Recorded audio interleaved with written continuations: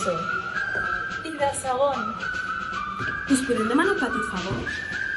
No trigareu més de 2 minuts. Cal que respongueu un petit formulari.